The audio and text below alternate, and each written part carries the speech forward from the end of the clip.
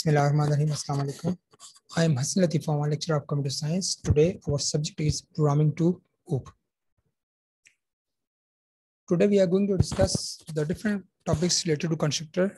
These are how to pass parameters to constructor, what is constructor overloading, and what are its related programs.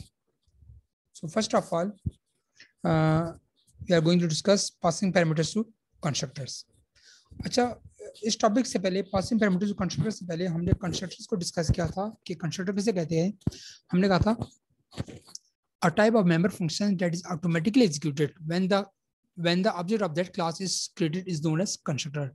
एक ऐसे member function जो automatically execute होता है तब जब किसी क्लास के अंदर किसी ऑब्जेक्ट को क्रिएट करते हैं, तो ऐसे फंक्शन को हम बोलते हैं दिस इज कॉल्ड कंस्ट्रक्टर. अब कंस्ट्रक्टर के अंदर हम कंस्ट्रक्टर्स में हम किसी भी पैरामीटर्स की वैल्यूज को कैसे पास करते हैं ये हम देखते हैं. Now what is passing parameters to constructor. कहते हैं the methods of passing parameters to constructor is same as passing parameters to normal functions. कहते हैं जिस तरीके से हम नॉर्मल फंक्शन में पैरामीटर्स की वैल्यूज पास करते हैं, सेम लाइक दिस कंस्ट्रक्टर में हम उसी तरह पैरामीटर्स की वैल्यूज को क्या करते हैं, पैरामीटर्स को हम क्या करते हैं, पास करते हैं. The only difference is that the parameter are passed to a constructor when the object is declared. दोनों में डिफरेंस क्या है, मतलब जैसे हम नॉर्मल फंक्शन में पैरामीटर्स पास करते हैं, सेम लाइक दिस कंस्ट्रक्टर में हम उसी तरह पैरामीटर्स को पास करेंगे.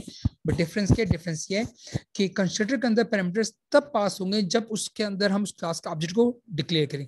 मतलब जब ऑब्जेक्ट को क्रिएट, जैसे ऑब्जेक्ट क्रिएट करेंगे तो ऑटोमेटिकली पैरामीटर्स की भी पास हो जाएंगे. ठीक है,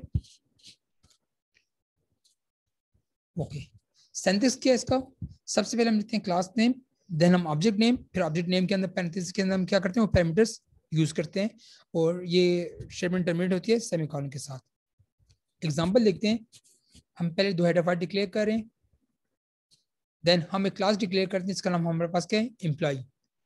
क्लास की ओपनिंग ब्रैकेट है, देन इसके अंदर हम एक्सेस स्पेसिफाई यूज करें, it is called private.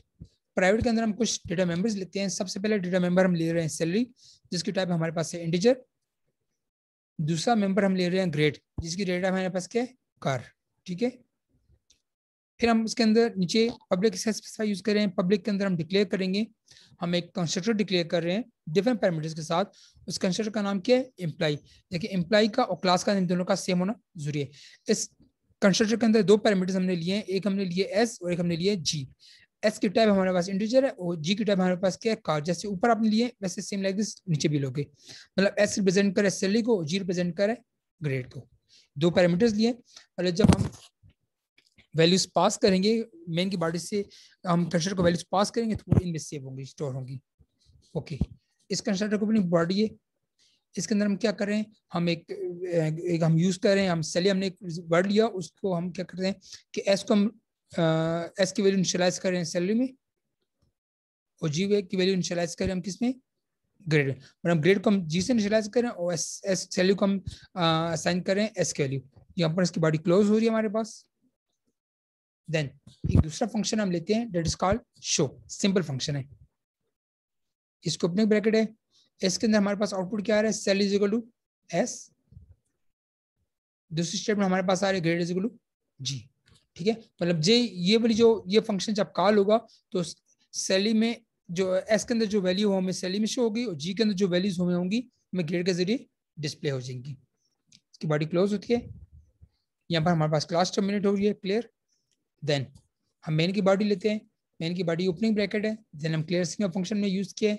Then सबसे पहले हमने क्या किया, हमने दो ऑब्जेक्ट को क्रिएट किया. अब देखें जैसे सबसे पहले हम ऑब्जेक्ट दें, सबसे पहले हम ऑब्जेक्ट क्रिएट किया through the class. Class name क्या हमारे पास, एम्प्लॉय. E1 हमारा पहला ऑब्जेक्ट क्रिएट हुआ है. अब E1 के आगे हमने दो वैल्यूज, हमने ब्रैकेट पैरेंथेसिस के अंदर हमने दो पैरामीटर्स लिए. एक हमने लिया 5000 और एक हमने लिया ए.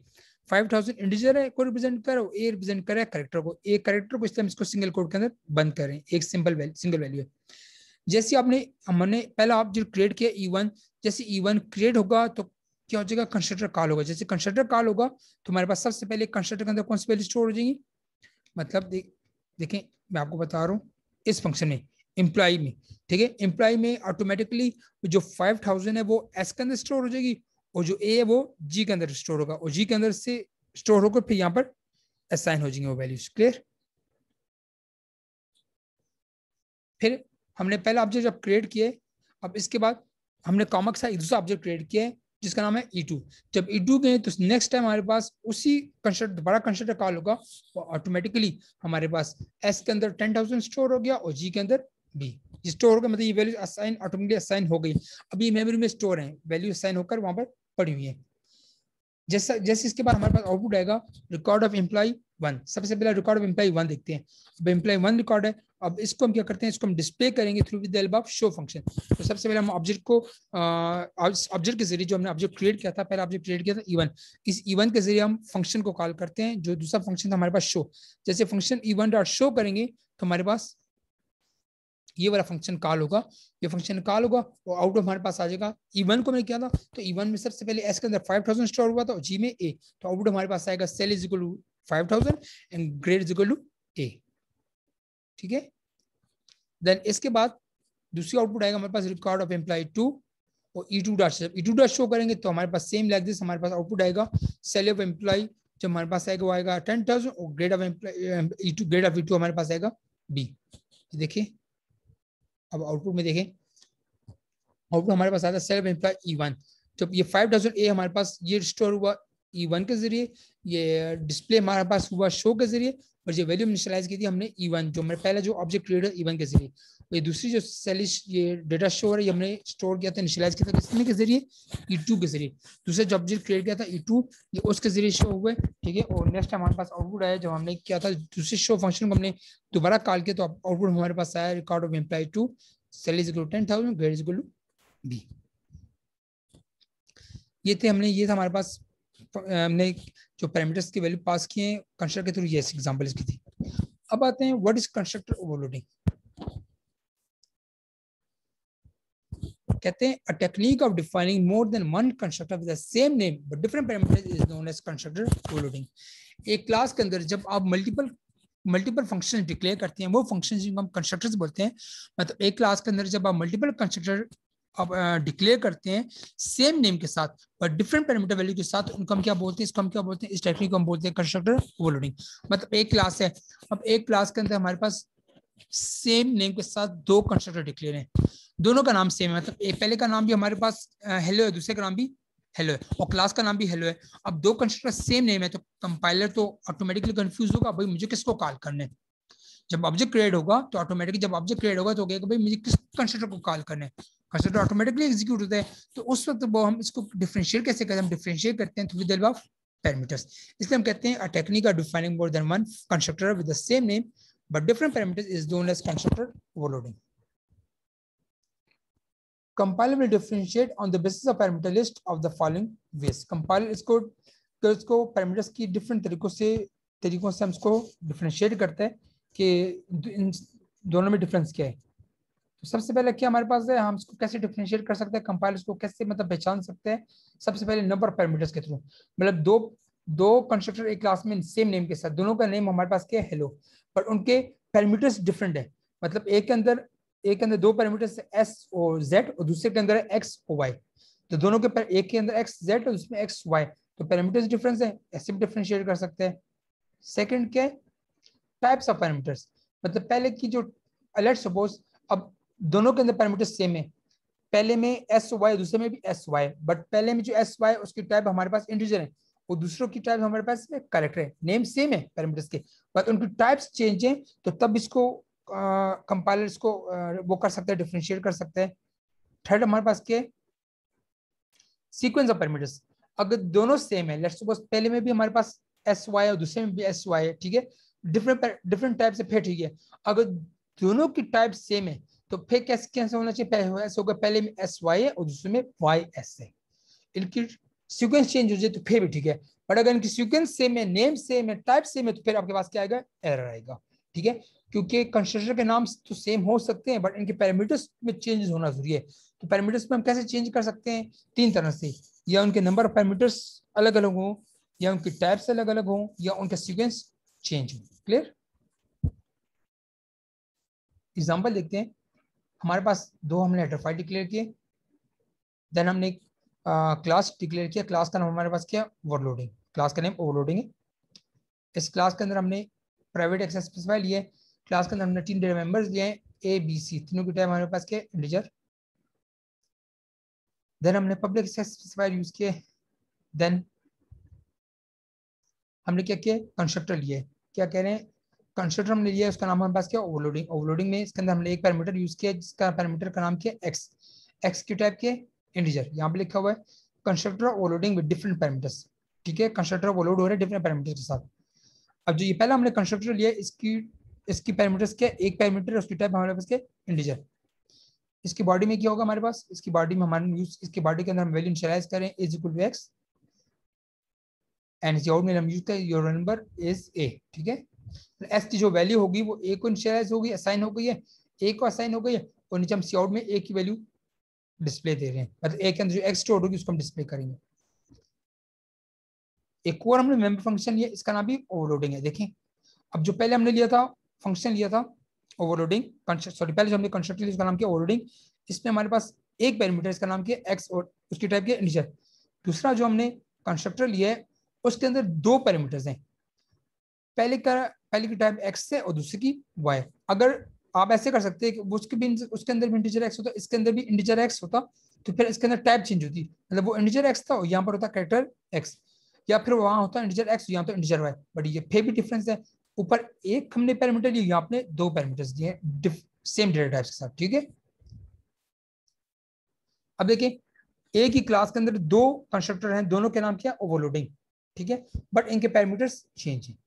अब इसकी बॉडी के अंदर क्या है, इसकी बॉडी के अंदर हमने इसकी बॉडी का नाम क्या करें, B is equal to x हमने लिया, मतलब एक्स की वैल्यू जो होगी वो असाइन करें बी को, और दूसरा हमने ले रहे हैं c is equal to y, y के अंदर जो वैल्यूज होंगी, वाई के अंदर जो वैल्यू स्टोर होगी वो असाइन करें सी को।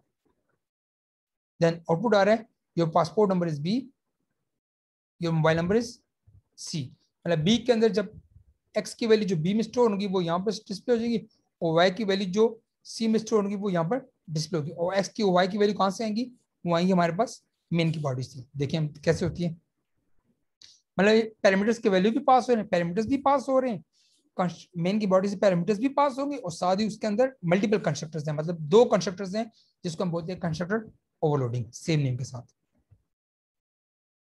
यहाँ क्लास टर्मिनेट हुई, देन देखते हैं मेन की बॉडी लेते हैं। मेन की बॉडी के अंदर सबसे पहले हम क्लियर स्क्रीन का फंक्शन लिए, देन हमने ऑब्जेक्ट क्रिएट किए, पहला ऑब्जेक्ट क्रिएट किया ओवरलोडिंग के ओबीजे के नाम से, ओवरलोडिंग क्लास का नेम है, और देन ओबीजे हमने लिया है, क्या लिया हमने, ऑब्जेक्ट क्रिएट किया है। जैसे हमने ऑब्जेक्ट क्रिएट करेंगे, ऑब्जेक्ट क्रिएट, पहला ऑब्जेक्ट जो हमने क्रिएट किया है उसके अंदर हमने जो वैल्यू दिया 789, मतलब पहला ऑब्जेक्ट क्रिएट किया जो 7689 है, ये वैल्यू पास हो जाएगी किसको, जो हमने पहला ओवरलोडिंग कंस्ट्रक्टर लिया था ये वाला, ये 7689 पास होगी किसको, ये सबसे पहले ये कंस्ट्रक्टर, मतलब पहले ये वाला कंस्ट्रक्टर एग्जीक्यूट होगा, और वो जो 7689 है वो एक्स में स्टोर, वो एक्स की वैल्यू जो साइन हो जाएंगी ए को, वो यहाँ पर डिस्प्ले होंगे। ठीक है, यहाँ पर स्टोर होगी। देन हम दूसरा ऑब्जेक्ट क्रिएट करेंगे, मतलब पहले ऑब्जेक्ट जब क्रिएट किया तो ये वैल्यू जो ये 7689 है ये तो असाइन हो गई एक्स को। ठीक है, देन हम सेकंड ऑब्जेक्ट क्रिएट करेंगे ओबीजे के नाम से, सेम ओबीजे के नाम से। जब ये ऑब्जेक्ट क्रिएट हुआ तो ये जो वैल्यू है, ये जो पासपोर्ट नंबर है, ये वैल्यू स्टोर हो जाएगी पी को, और ये जो नंबर है ये स्टोर हो जाएगा दूसरी वैल्यू एक्स वाई को। ठीक है, देन गेट सीएच,